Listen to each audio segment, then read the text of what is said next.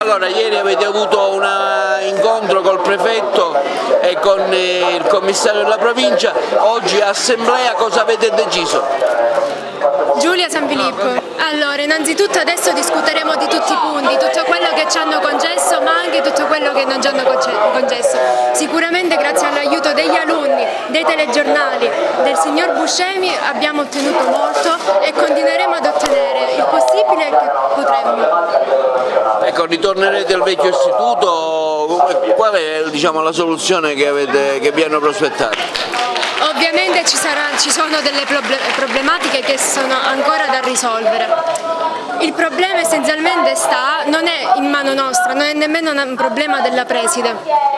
Vedremo cosa fare, se torneremo o meno nel vecchio istituto. Innanzitutto abbiamo ottenuto di nuovo un nuovo sopralluogo e questo è importante perché non ci si voleva concedere manco questo e i tecnici poi adesso stanno verificando come sarà la situazione per poter tornare in sicurezza, perché prima dello studio, che è importantissimo, bisogna essere sicuri. Quindi lunedì tornerete regolarmente nelle classi? Con i giusti presupposti, con la giusta sicurezza si spera in un ritorno in tranquillità. Sono Teleferro, sono studente del Majorana allora, innanzitutto ringraziamo tutti gli studenti del Foderà, del Majorana, della centrale, della sede centrale, comunque di tutto il Politi, anche i ragazzi di altre scuole che ci hanno sostenuto in questa lotta, diciamo. Grazie a loro appunto siamo riusciti ad arrivare davanti al prefetto, a parlare con il prefetto, con la dirigente della scuola in modo cordiale e sensato. Il prefetto infatti normalmente è stato disponibile al 100%, infatti ci ha ricevuto in giornata stessa, sappiamo che non è facile farlo, però è stato super disponibile, ci ha accolti in maniera del tutto...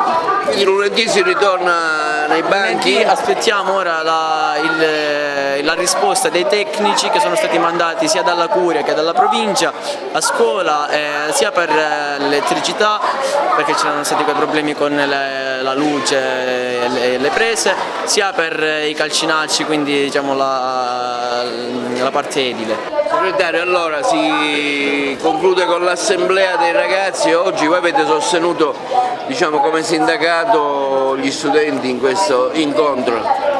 Sì, mi permetta di esaltare ancora una volta il delicato e determinante ruolo che la Prefettura ha assunto.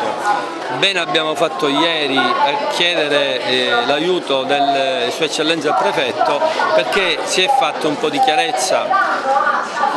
Siamo delusi rispetto ad una chiusura totale, inizialmente neanche voleva motivare le ragioni del no del commissario a un trasferimento delle altre 11 aule al vicino Foderà, ne hanno trasferiti 6, ci sono margini, spazi e locali per trasferire gli altri 11, c'è stata una chiusura incomprensibile con un taglio netto laddove persino inizialmente si rifiutava di darci le motivazioni.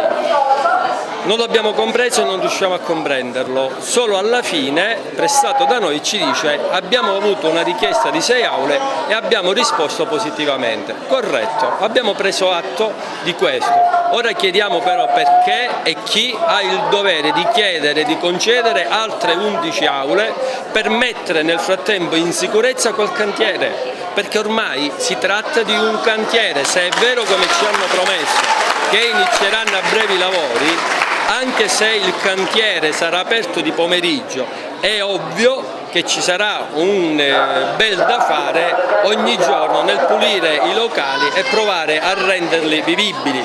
Qui ci sono ragazzi che hanno portato certificati medici di essere allergici alla polvere e quindi davvero continuiamo ad avere grossi problemi. Stamattina facciamo il punto della situazione, stiamo informando i ragazzi di quello che è successo ieri. Dopodiché siamo in attesa perché ci è stato detto verbalmente che ci sarebbe già sarebbe stato ieri un primo sopralluogo dei tecnici della provincia, oggi ci dovrebbe essere anche un sopralluogo per quanto riguarda il pezzo che è in affitto dei privati. Se oggi avremmo contezza che c'è certificazione laddove esclude qualunque pericolo per la salute dei ragazzi, lunedì, restando anche in uno stato di agitazione, potremmo valutare l'idea di ritornare in classe. Deve essere chiaro però che allo stato attuale prioritariamente c'è il problema del diritto alla salute, prima ancora del diritto alla scuola, ma non è secondario, quindi nessuno si illuda che riprendendo le lezioni si possa accettare di mandare i propri figli, di entrare in classe in un ambiente con cantieri, con tutto quello che ho spiegato prima, dove non ci sono spazi per la ricreazione e dovrebbero essere obbligati a farle in classe, dove non ci sono per attività motorie, hanno inibito l'attività fisica e dove ci sono anche situazioni indicibili per quanto riguarda la presenza degli sfortunati ragazzi che presentano delle disabilità.